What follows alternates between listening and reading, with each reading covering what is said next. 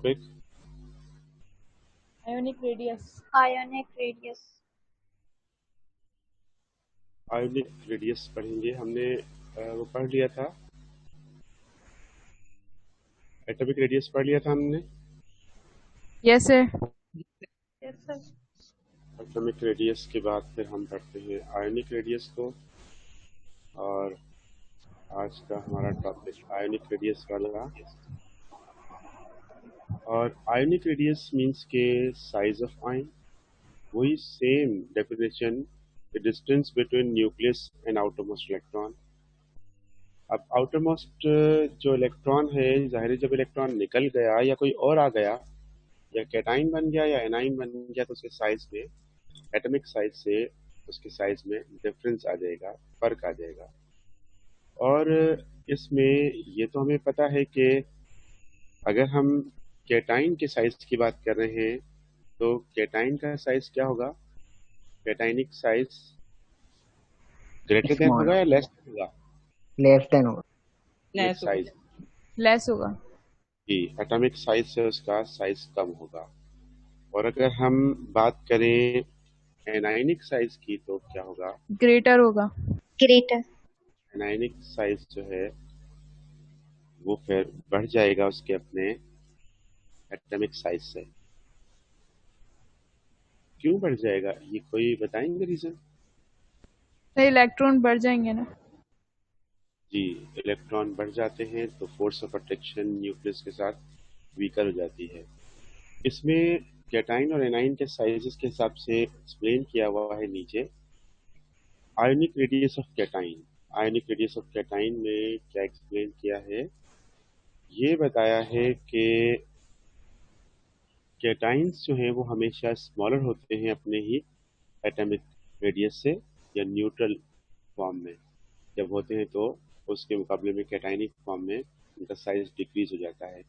क्योंकि जो removal of electron है, उस रिमूवल ऑफ इलेक्ट्रॉन की वजह से जो न्यूक्लियस पर जो इफेक्टिव चार्ज है वो इफेक्टिव चार्ज बढ़ जाता है, और रिमेनिंग इलेक्ट्रॉन्स को ज़्यादा फ्रिमली, ज़्यादा स्ट्रांगली वो होल्ड कर लेते हैं। अब ये एग्जांपल है आपके पास radius of sodium atom. Sodium का एटॉमिक रेडियस कितना दिया है? 1.57 एंगस्ट्रॉम। जब वो आयोनाइज हो जाएगा तो उसका साइज जो है वो हो जाएगा 0.95 एंगस्ट्रॉम। तो इसका मतलब कि साइज डिक्रीज हो गया। साइज डिक्रीज क्यों हुआ? क्योंकि इलेक्ट्रॉन रिमूव हो गया तो नंबर ऑफ प्रोटॉन इंक्रीज हो गए। नंबर ऑफ प्रोटॉन के बढ़ने की वजह से साइज जो है वो हमें कम लग रहा है, और वो कम हो जाता है साइज। तो इस तरह से जो है ये इसका साइज का हो गया। अब हम देखते हैं किसको? एनाइनिक साइज को। एनाइन के साइज को देखते हैं। एनाइन के साइज के लिए हम क्या कहते हैं कि ये लार्जर होता है। किससे? न्यूट्रल एटम के साइज से ये लार्जर होता है। और वो किस तरह से होता है कि जो एक और इलेक्ट्रॉन ऐड हो रहा है, उस इलेक्ट्रॉन से न्यूक्लियस की जो फोर्स है वो वीकर हो जाएगी, और इलेक्ट्रॉन रिपल्जन ग्रेटर हो जाएगा, और उसकी वजह से साइज जो है वो चेंज हो जाता है। अब देखते हैं किस तरह से। हमारे पास जो है ये हमें दिया हुआ है ionic size, radius of chloride, chlorine atom का। क्लोरीन का कितना दिया है साइज? क्लोरीन का दिया है 0.99। 0.99 एटॉमिक फॉर्म में। अब वो क्लोराइड आयन बना, एनाइन बना, तो उसका साइज 1.81, विच इज बिगर और larger than its atomic size.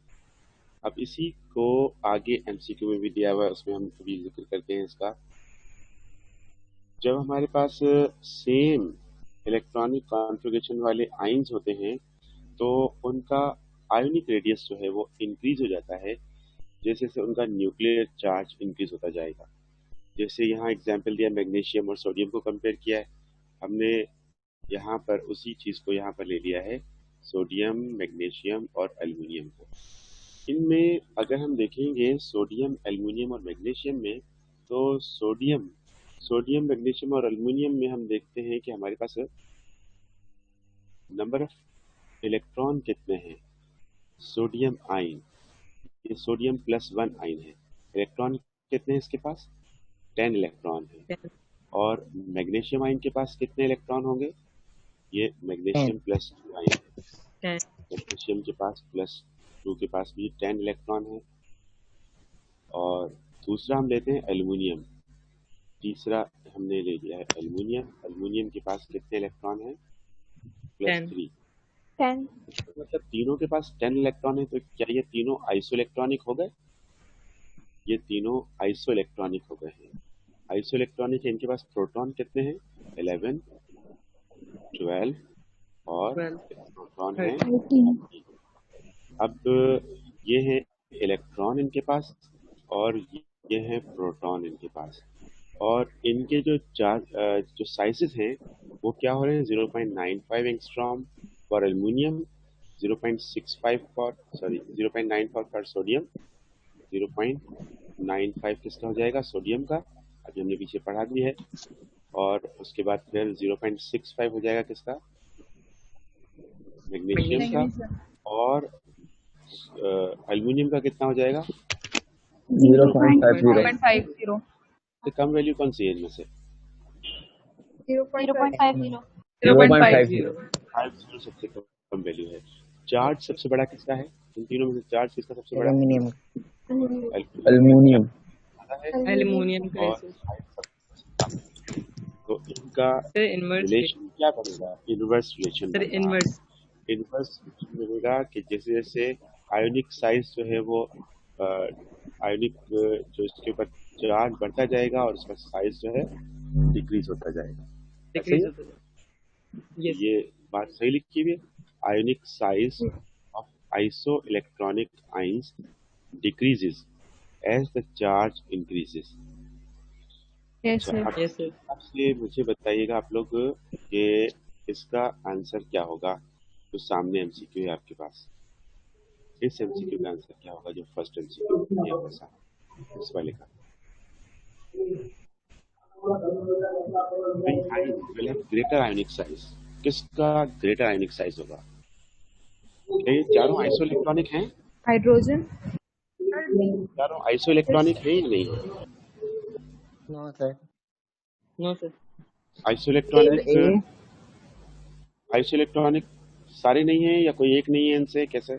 Sir A B और सी आइसो इलेक्ट्रॉनिक हाइड्रोजन नहीं है हाइड्रोजन नहीं। अगर हम हाइड्रोजन के लिख देते हैं, हाइड्रोजन की जगह पे ऑल हैव सेम, तो आप बताइए कौन सा ऑप्शन करेक्ट होगा? सर ए होगा सर ए ए ग्रे सर सी ए सर ए होगा, सी बी होगा, सी होगा, क्या होगा? सर देखिए वो सी सी ए होगा होगा सी होगा size of isoelectronic ions decreases as the charge increases. Charge सबसे ज्यादा किसका है? नाइट्रोजन इनका क्लोरीन का चार्ज सबसे ज्यादा है। सर फ्लोरीन का है साइज सबसे कम होगा या सबसे ज्यादा होगा? एफ ये हमारे पास सर है सबसे कम होगा फ्लोरीन का चार्ज। और चार्ज को हम कह रहे हैं कि ये चार्ज जो है ये इन्वर्सली है। किसके इन्वर्सली है? साइज। तो अब आपको ढूंढना पड़ेगा सबसे स्मॉलर चार्ज किसका है।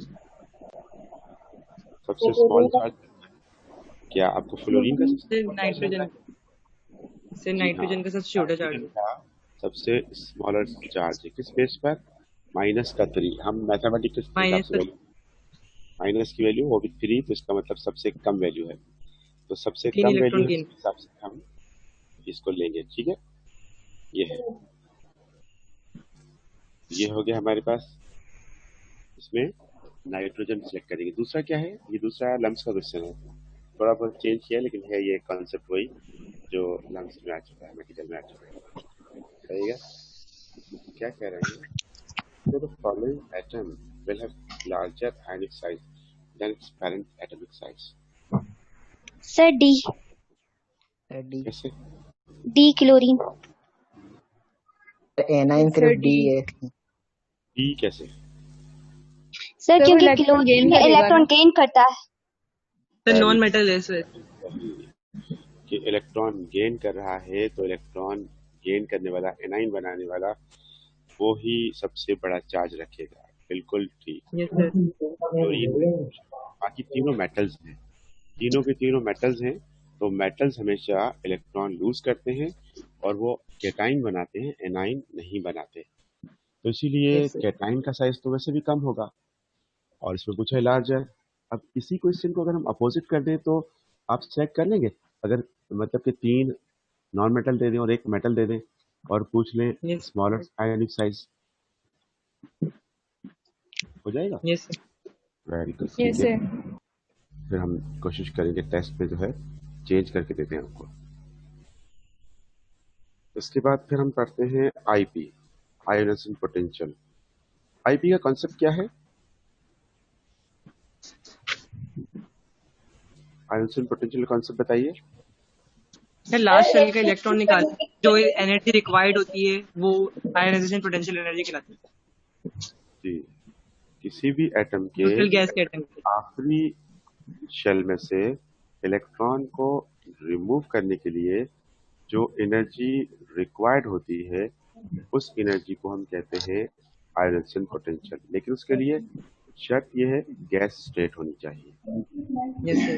न्यूट्रल। एटम जो है वो एटम हो, यानी हमारे पास है एटम वो सॉलिड है, सॉलिड को हम गर्म करेंगे, हीट देंगे तो वो हीट देने से वो लिक्विड बन जाएगा, फिर उसको मजीद हीट देंगे तो वो गैस बन जाएगा, फिर उसके और भी हीट देंगे, एनर्जी देंगे तो वो आयोनाइज हो जाएगा।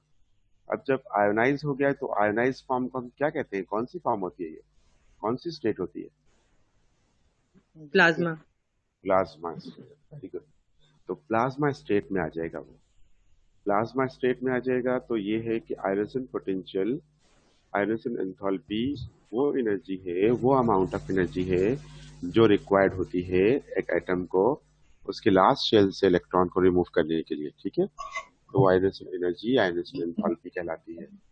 अब इसमें हम देखते हैं first IP, second IP, third IP. ये क्या कॉन्सेप्ट है? First IP, second IP, third IP. Sir हर एनर्जी लेवल की जो इंथॉल्पी होती है वो अलग अलग होती है, इस वजह से इनकी जो आयनाइजेशन पोटेंशियल की एनर्जी होगी वो भी चेंज होगी। अच्छा, अगर हमारे पास लास्ट शेल में 3 इलेक्ट्रॉन है तो वो क्योंकि वो शेल सेम है तो एंथैल्पी सेम रहेगी? No sir. नो सर, क्योंकि अट्रैक्शन बढ़ जाएगी सर न्यूट्रल्स की। उन इलेक्ट्रॉन्स की भी सर अलग अलग होगी इंथॉल्पी। हाँ, तो जो पहला इलेक्ट्रॉन रिमूव हो रहा है उसमें कम एनर्जी लगेगी, दूसरा इलेक्ट्रॉन रिमूव हो रहा है थोड़ी ज्यादा लगेगी, उसमें। तीसरे के लिए और भी ज्यादा लगेगी। इसको यस सर। हम ये कहेंगे first IP is less than second IP, second IP is less than third IP. तो अगर आप अपने दोस्त को फर्स्ट टाइम बेवकूफ बना रहे हैं तो वो बन जाएगा, क्योंकि वो आपको दोस्त समझता है, आप उसको आसानी से बना लेंगे और उसका इलेक्ट्रॉन ले जाएंगे, उससे कुछ ले जाएंगे। सेकंड टाइम थोड़ा सा अलर्ट हो जाएगा वो आपकी तरफ से, लेकिन फिर भी आप बेवकूफ बना लेंगे क्योंकि आप तेज चलाक हैं इसलिए। थर्ड टाइम में भी अगर आपने बेवकूफ बना लिया तो फोर्थ टाइम वो आपको करीब नहीं आने देगा, और फोर्थ टाइम भी अगर आपने बेवकूफ बना लिया तो उसका मतलब वो है ही बेवकूफ। तो मैक्सिमम 3 मरतबा हो सकता है, ठीक है। तो ये याद रखेंगे, मैक्सिमम आईपी वैल्यूज जो है वो 3 होती हैं। फोर्थ आईपी वैल्यू बहुत कम एलिमेंट्स की होती है, हमारे आसपास बहुत कम बेवकूफ लोग होते हैं, तो इसीलिए फोर्थ आईपी भी बहुत कम एलिमेंट्स की होती है जिनका साइज बहुत लार्ज हो। तो मोस्टली 3 आईपी वैल्यूज तक ही होती हैं, first IP, second IP, third IP. और आईपी वैल्यूज जो होती हैं वो साइज के इन्वर्सली होती हैं, जैसे जैसे साइज बढ़ता जाएगा आईपी वैल्यूज जो है वो कम होती जाएंगी। तो जिन एलिमेंट्स के एटॉमिक साइजेस जो हैं वो बहुत ज्यादा होंगे तो उनकी आईपी वैल्यूज क्या होंगी? कम होगी। कम होंगी। तो अट्रैक्शन कम होगी। अगर हम ट्रेंड देखें टॉप टू बॉटम, ग्रुप में ट्रेंड देखें तो ग्रुप का ट्रेंड क्या मिलेगा हमें? ग्रुप का ट्रेंड इंक्रीजिंग मिलेगा, डिक्रीजिंग मिलेगा आईपी वैल्यूज का? Sir top to bottom decrease होगा। डाउन द ग्रुप जाएंगे डिक्रीज तो होगा। आईपी वैल्यूज डिक्रीज होती डिक्रीज होंगी। है, और पीरियड में क्या होगा? Increase left right IP values increase. Increase. Increase. Arrow समझ आ रहा है आपको? एरो एरो यस डाउन जा रहा है ग्रुप के साथ, उसका मतलब क्या होगा? तो लो हो आईपी जाएगा, डिक्रीज होगी, और अगर अप जा रहा है तो इंक्रीज होगी। इंक्रीज। तो ये है हमारे पास आईपी वैल्यूज का। लेकिन आईपी वैल्यू अभी हम थोड़ा सा और देखते हैं। आईपी वैल्यूज देखते हैं एस ब्लॉक की। एस ब्लॉक में हम देखते हैं कि आईपी वैल्यूज किस तरह से लेंगे। हमारे पास है फर्स्ट एक ग्रुप एलिमेंट। फर्स्ट ए के जो एलिमेंट्स हैं उनमें जो फर्स्ट आईपी होगी उनकी डेल एच वन, ये क्या होगी? डेल एच वन ये लेस होगी इससे सेकंड ए की सेकंड डे। First IP. ये हमने लिया यहाँ पर सेकंड ए। तो सेकंड ए की जो हमारे पास फर्स्ट आईपी होगी वो ज्यादा होगी फर्स्ट ए के रिस्पेक्टिव एलिमेंट से या करेस्पॉन्डिंग एलिमेंट से, यानी बराबर वाले एलिमेंट से। अगर हम सेकेंड आईपी की बात करेंगे, फर्स्ट आईपी, अगर हम सेकेंड आईपी की बात करेंगे तो सेकेंड आईपी में क्या हो जाएगा? सेकेंड आईपी जो है वो फर्स्ट ए की क्या होगी? ज्यादा होगी या वही सेम ज्यादा रहेगी? होगी, सेकंड डे की फर्स्ट आईपी से ज्यादा होगी। तो नौफिल एक्सप्लेन करें हाउ। सर साइज इंक्रीज हो जाएगा अगर सेकंड पीरियड के अंदर आ रहे हैं तो। ये हमारे पास है एक एलिमेंट फर्स्ट वे का, और फर्स्ट वे का हम ले रहे हैं ये लिथियम। तो Yes, sir. लिथियम जिसके पास अंदर वाले शेल में 2 इलेक्ट्रॉन है और बाहर वाले शेल में 1 इलेक्ट्रॉन है। और ये दूसरा हम इसके बराबर में ले रहे हैं बेरिलियम। बेरिलियम में अंदर वाले शेल में 2 इलेक्ट्रॉन है और बाहर वाले शेल में भी 2 इलेक्ट्रॉन है। तो जब फर्स्ट इलेक्ट्रॉन रिमूव हो रहा है तो हम कह रहे हैं इसमें से लिथियम में से रिमूव करना आसान है, कम एनर्जी लग रही है। कितनी एनर्जी लग रही है? 500। देखिए आप बुक में 500 समथिंग वैल्यू है। कितनी है? 520। 520। ये फर्स्ट आईपी है 520। और बेरिलियम में से निकाल रहे हैं तो 900। कितनी? 900। 900 फुल। 900। Yes sir, full 900। 900। ये फर्स्ट इलेक्ट्रॉन रिमूव हो रहा है इनमें से। जब सेकंड इलेक्ट्रॉन रिमूव होगा लिथियम में तो 7000 कितनी हो गई? 7000 297। 7000 297। 297। सेकंड इलेक्ट्रॉन को रिमूव करने के लिए इतनी ज्यादा एनर्जी चाहिए। Yes sir. 7297 इतनी ज्यादा चाहिए। और इसको रिमूव करने के लिए कितनी? 1700 757। कितना? 1757। 1757। 57। बुक मेरे सामने नहीं है, बस मुझे थोड़ी थोड़ी सी अंदाजा है, वैल्यू इस तरह की है तो इसलिए बाकी मैं आपसे पूछ रहा हूँ।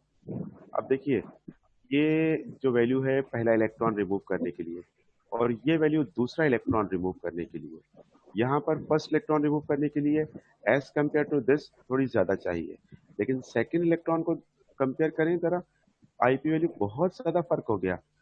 क्यों? क्योंकि सेकेंड इलेक्ट्रॉन इसी में से निकलेगा, जबकि इसका सेकेंड इलेक्ट्रॉन अंदर वाले शेल से निकलेगा। तो इसीलिए इसकी सेकेंड आईपी बहुत ज्यादा एब्रप्टली चेंज हो जाती है, इंक्रीज हो जाती है, एकदम से बहुत ज्यादा इंक्रीज हो जाती है। तो ये आप सर अगर S block साइज के लिए- जी सर अगर साइज कम होगा एटम का तो सर उसको आईपी एनर्जी ज्यादा लगेगी।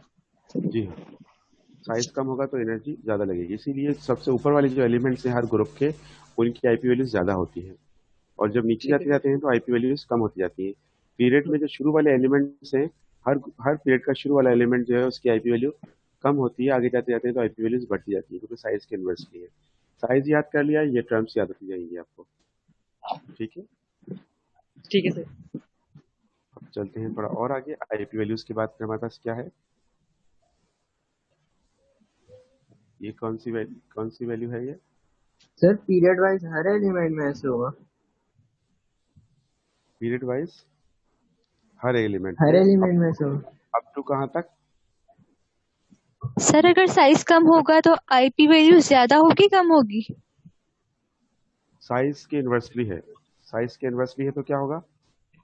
अब आप बताइए किसकी बात करें? अगर हम साइज के इन्वर्सली की बात करें तो उसके हिसाब से क्या हो जाएगा? ज्यादा होगी। सर तो सेकंड आईपी हर किसी के लिए फर्स्ट आईपी के अपोजिट होगी? हाँ, सेकेंड आईपी हमेशा जो है फर्स्ट आईपी से अपोजिट होगी। अब ये देखिए फैक्टर्स कौन से हैं। Factors affecting ionisation potential. जैसे जैसे हम देखेंगे इन फैक्टर्स को, तो देखिए फैक्टर्स में हमारे पास क्या क्या फैक्टर्स आ रहे हैं। न्यूक्लियर चार्ज, क्या मतलब nuclear charge? Number of number proton. Of proton. Number of proton. तो आईपी वैल्यूज जो है इंक्रीज होती हैं लेफ्ट टू राइट, क्योंकि लेफ्ट टू राइट जो है न्यूक्लियर चार्ज बढ़ रहा है। ये आपको लिथियम से लेकर बेरिलियम तक दिया गया है आईपी वैल्यूज के हिसाब से, तो लिथियम से लेकर नियॉन तक। तो ये सबसे कम किसकी है? लिथियम की। सबसे ज्यादा किसकी है? Neon neon. की। कौन सी? ये सीक्वेंस चल रहा है आपके पास लिथियम से लेकर नियॉन तक। अब आपने साइज याद कर लिया, आपने पोजीशन याद कर लिया, अब आपके पास एमसीक्यू आएगा। आप बिल्कुल आसानी से सिलेक्ट कर लेंगे कि कौन से एलिमेंट की आईपी वैल्यू ज्यादा, कौन सी कम। फर्स्ट आईपी की बात हो रही है। इसके बाद फिर हम देखते हैं अगला, एटॉमिक साइज। ये वाली बात समझ आ गई, न्यूक्लियर चार्ज। न्यूक्लियर चार्ज का यस। मतलब क्या है?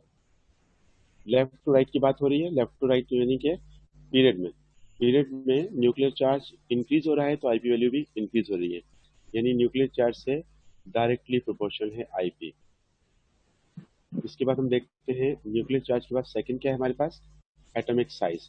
एटॉमिक साइज के डायरेक्टली है या इनवर्सली है? इनवर्सली। इनवर्सली है। इनवर्सली। इनवर्सली है, एटॉमिक साइज के इनवर्सली है। तो हम एटॉमिक साइज में देखेंगे पीरियड वाइज अगर हम चल रहे हैं तो एटॉमिक साइज जो है वो डिक्रीज हो रहा है, तो आईपी वैल्यू इंक्रीज होगी। टॉप टू बॉटम अगर हम आ रहे हैं तो एटॉमिक साइज जो है वो इंक्रीज हो रहा है तो आईपी वैल्यूज डिक्रीज हो डिक्रीज हो। जाएगी। डिक्रीज। उसके बाद शील्डिंग इफेक्ट क्या होता है? यहाँ शील्डिंग इफेक्ट लिखा हुआ है। सर ऑर्बिटल्स का इंक्रीज वगैरह होगा। शील्डिंग इफेक्ट क्या होता है? शील्डिंग इफेक्ट, और इसको स्क्रीनिंग इफेक्ट भी कहते हैं। शील्डिंग और screening effect.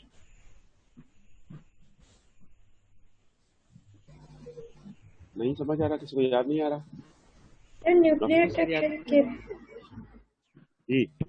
Sir outermost electron orbit होता है और फिर वो न्यूक्लियर फोर्स कितनी उससे अट्रैक्ट कर रही है, शायद ये होता है।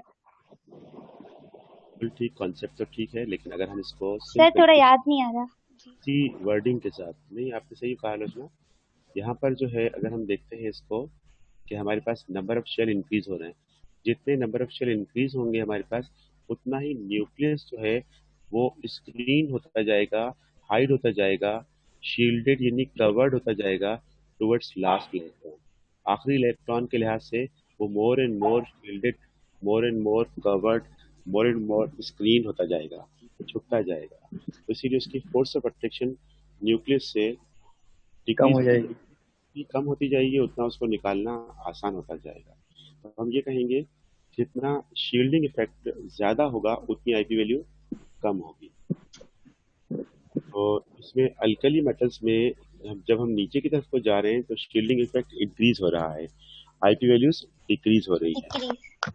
तो ये the electron present in the outermost shell are shielded from the nucleus force by underline shells. Underline shell जो नीचे आ रहे हैं शेल उनकी तरफ से। Shielding effect is proportional to atomic size. Order of IP of alkali metals क्या हो जाएगा कि top to bottom IP values decrease हो रही है। इसके बाद है सबसे इम्पोर्टेंट टॉपिक, इसके लिए आप जरा बुक को देखिएगा। बुक में से आपको बताएंगे इलेक्ट्रॉन एफिनिटी को। बुक को सामने रख लें, हम इसमें पढ़ते जा रहे हैं। जब बुक का कहेंगे तो बुक से देख लीजिएगा, नहीं तो इसमें से पढ़ते रहते हैं। इलेक्ट्रॉन एफिनिटी क्या होती है? इलेक्ट्रॉन एफिनिटी वो एबिलिटी या वो अमाउंट ऑफ एनर्जी होता है, यहाँ लिखा है रिलीज। इस रिलीज वर्ड को बुक में भी ऐसे रिलीज ही लिखा हुआ है, लेकिन आप इसको क्या लेंगे? आप इसको लिखेंगे चेंज। चेंज का मतलब कि दैट में बी रिलीज और दैट में बी एब्जॉर्ब। ठीक है, चेंज। यस ये सर। आप लेंगे चेंज के तौर पर ना, तो ये हो जाएगा चेंज के हिसाब से the minimum amount of energy change when an electron is gained by a neutral gaseous atom to form a negative ion। Negative ion का मतलब कि इलेक्ट्रॉन एफिनिटी एनाइन फॉर्मेशन का प्रोसेस है। ये प्रोसेस क्या है? एनाइन फॉर्मेशन का, जिसमें हम एनाइन बनाते हैं। एनाइन का मतलब नेगेटिव आइन। नेगेटिव आइन कैसे बनेगा? गेन ऑफ इलेक्ट्रॉन से। तो गेन ऑफ इलेक्ट्रॉन के लिए एनर्जी देनी पड़ती है समटाइम्स, समटाइम्स एनर्जी लेनी पड़ती है। चले, एनर्जी देने का तो समझ आ गया, लेकिन एनर्जी लेनी पड़ती है वो किस तरह से? वो इस तरह से कि अगर हम बात करें फर्स्ट ए ग्रुप की, तो फर्स्ट ए ग्रुप के जो एलिमेंट्स हैं उनकी इलेक्ट्रॉनिक कॉन्फ़िगरेशन है NS1, यानी S में एक इलेक्ट्रॉन है उनके पास। अब दूसरा इलेक्ट्रॉन आ सकता है क्योंकि S में गुंजाइश है दो इलेक्ट्रॉन्स की। तो दो इलेक्ट्रॉन्स की गुंजाइश है, एक आ गया है, एक और आ सकता है। अगर हम इसी को कंपेयर करें सेकेंड ए से, तो सेकेंड ए के जो एलिमेंट्स हैं उनकी इलेक्ट्रॉनिक कॉन्फ़िगरेशन जो होगी वो आ रही है NS2। NS2 का मतलब कि S में जितने इलेक्ट्रॉन्स की गुंजाइश थी उतने इलेक्ट्रॉन्स आ गए। अब फुलफिल। मजीद इलेक्ट्रॉन की गुंजाइश नहीं है, वो आएंगे नए ऑर्बिटल में। और नया ऑर्बिटल जो है वो इसमें है नहीं, वो बनेगा उसके बाद फिर इलेक्ट्रॉन आएगा। तो इसका मतलब ये हुआ इन फर्स्ट ए हमारे पास E A जो होगी वो क्या होगी? एक्सो। का मतलब क्या है? एक्सो का हीट का मीन्स रिलीज है। हीट रे एनर्जी रिलीज होगी। और इन केस ऑफ सेकेंड है ये होगा एंडोथर्मिक। एंडोथर्मिक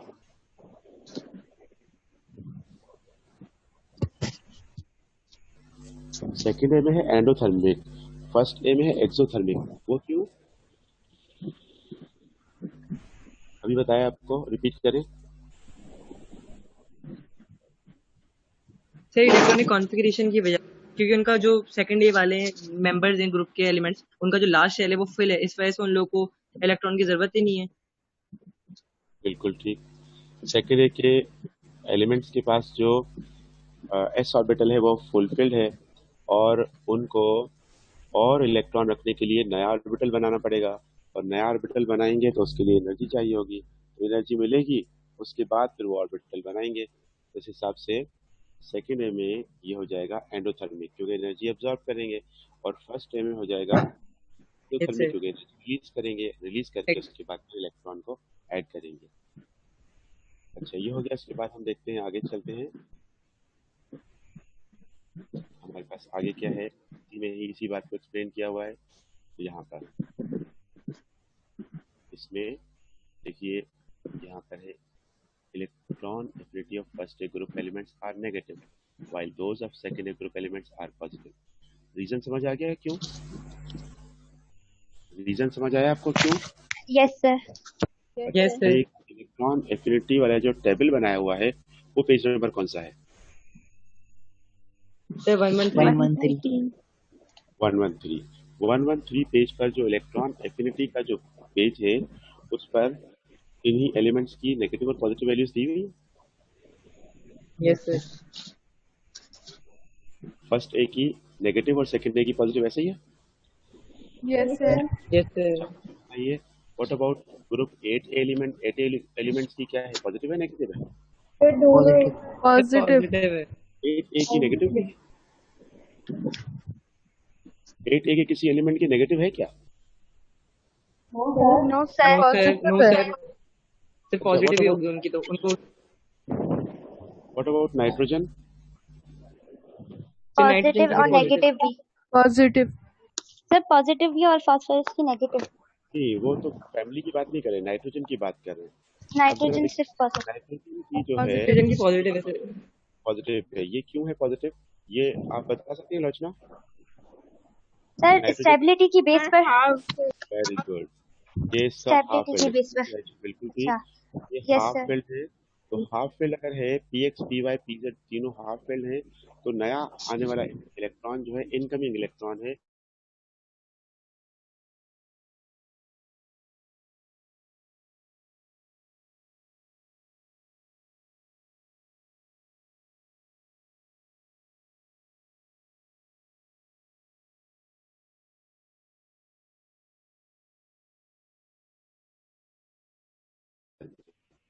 ये एंडोथर्मिक हो गया। कि जैसे एनर्जी देंगे, एनर्जी देने से एक इलेक्ट्रॉन की स्पिन चेंज होगी और रिपल्जन कम हो जाएगी और अट्रैक्शन हो जाएगी और इलेक्ट्रॉन एंटर हो जाएगा। अब जरा ये बताइएगा कि यह सेम कंडीशन जो है फास्फोरस की भी है, तो इनके साथ फास्फोरस ऐसा क्यों नहीं होता जैसा कि नाइट्रोजन में होता है?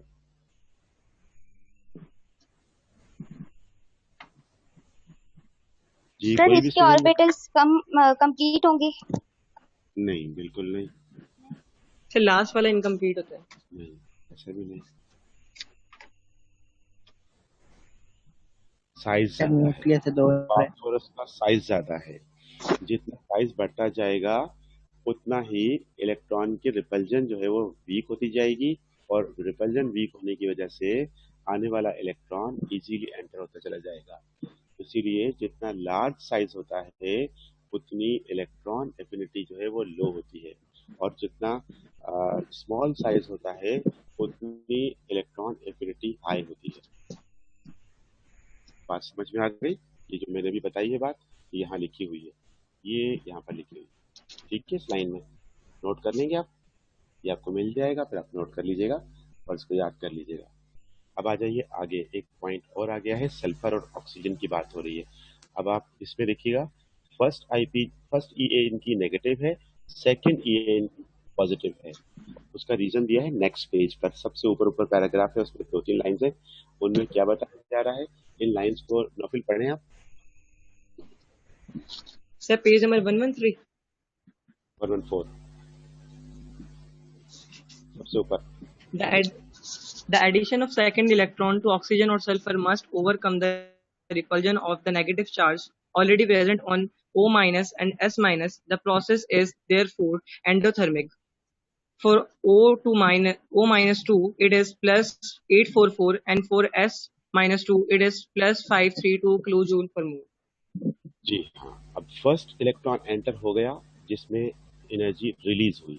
अब सेकंड इलेक्ट्रॉन जब आ रहा है तो ये जो ऑलरेडी प्रेजेंट इलेक्ट्रॉन है वो उसको रिपेल कर रहा है, तो इस रिपेल्जन को ओवरकम करने के लिए एनर्जी ऐड होगी और फिर इलेक्ट्रॉन एंटर होगा इसमें, फिर उसके बाद इलेक्ट्रॉन इसमें आएगा। किस तरह से कि पहला इलेक्ट्रॉन ऐड हुआ, एनर्जी रिलीज हुई, तो इसमें एंथैल्पी चेंज नेगेटिव आ गई। जब सेकंड इलेक्ट्रॉन एंटर हो रहा है तो फिर ये इलेक्ट्रॉन उसको रिपेल करेगा, और रिपल्जन की वजह से आने वाला इलेक्ट्रॉन नहीं ऐड हो सकेगा, और फिर ये होगा कि आपको एनर्जी देनी पड़ेगी, और एनर्जी देंगे तो सेकंड ई ए जो है पॉजिटिव हो जाएगी, फर्स्ट ई ए नेगेटिव हो जाएगी। आई होप क्लियर हुआ होगा ये पॉइंट। हमारे पास टाइम बहुत कम बचा है, हमारा एक टॉपिक रखा है अभी, तो वो टॉपिक क्या है? इलेक्ट्रोनेगेटिविटी। इलेक्ट्रोनेगेटिविटी वो एबिलिटी, वो पावर है एक एटम का जिसके बेस पर वो शेयर्ड तरफ इलेक्ट्रॉन को अपनी तरफ अट्रैक्ट कर लेता है। उस अट्रैक्शन की वजह से हम कहते हैं कि ये इलेक्ट्रोनेगेटिव एटम है। पॉलिंग स्केल के मुताबिक, जो कि आपको पेज नंबर 114 पर दिया हुआ है ना, polling scale, Yes, sir. Page 114 पर पॉलिंग स्केल दिया हुआ है, उसमें लीस्ट इलेक्ट्रोनेगेटिव एटम कौन सा है? सीजियम। सीजियम। और Cesium. फ्रांशियम को इग्नोर कर देंगे। फ्रांशियम को क्यों इग्नोर कर देंगे? क्योंकि रेडियो एक्टिव है। रेडियोएक्टिव है इसलिए, जबकि सीजियम को हम इग्नोर नहीं करेंगे। सीजियम लीस्ट इलेक्ट्रोनेगेटिव है, ये लम्स में आ चुका है। और मोस्ट इलेक्ट्रोनेगेटिव तो पता है आपको, फ्लोरीन है। Chlorine. अगर हम पीरियड में जाते हैं, सेकंड पीरियड में जाते हैं, तो लिथियम की जो वैल्यू है, ई एन वैल्यू, वो 1 है, और फ्लोरीन की 4 है। तो लिथियम से फ्लोरीन की तरफ जाते हुए 0.5, 0.5, 0.5 का इजाफा होता जाएगा। तो 1 है तो 1.5, 2 है तो 2.5, 3 है तो 3.5, फिर 4 हो जाएगा। इस तरह से आपको इनकी वैल्यूज याद हो जाएंगी। अब ईएन वैल्यू के बेस पर हम टाइप ऑफ बॉन्ड भी पता लगा सकते हैं कि बॉन्ड की नेचर क्या है। बॉन्ड की नेचर के लिए ये कुछ पॉइंट्स दिए हुए हैं, और अब हमारे पास टाइम है लेस देन 1 मिनट। तो ये आपने पढ़ा हुआ है ना कि अगर ईएन डिफरेंस 1.7 से ग्रेटर होगा तो आयोनिक बॉन्ड होगा, Ionic. से लेस होगा तो पोलर कोवेलेंट होगा, और 0 होगा तो नॉन पोलर कोवेलेंट बॉन्ड होगा। तो आपके पास इस तरह से याद करने होंगे आपको कि कौन से पेयर ऐसे हैं जिनकी ईएन वैल्यू सेम है, तो उनके बीच में जब भी बॉन्ड बनेगा तो वो नॉन पोलर कोवेलेंट बॉन्ड बनेगा। आपके पास क्वेश्चन ये आ सकता है, लम्स में आ चुका है कि which of the following bond is non polar covalent bond. तो उसमें आपको क्या देखना होगा कि जिनकी ईएन वैल्यूज सेम है वही नॉन पोलर कोवेलेंट बॉन्ड बना सकते हैं। तो अब ये एग्जाम्पल्स आप देख लीजिएगा, मैं आपको ये शेयर कर रहा हूँ अभी, और आप इनके एग्जाम्पल्स देख लीजिएगा। ये आपने मेरा पहले पढ़ा हुआ भी है और आपको समझ भी आ गया होगा। अगर समझ नहीं आया है तो हम इसको कल कंटिन्यू कर लेंगे। अभी हमारा meeting time just few seconds बाकी है, हम इसको एंड करते हैं, ठीक है? होगी सर।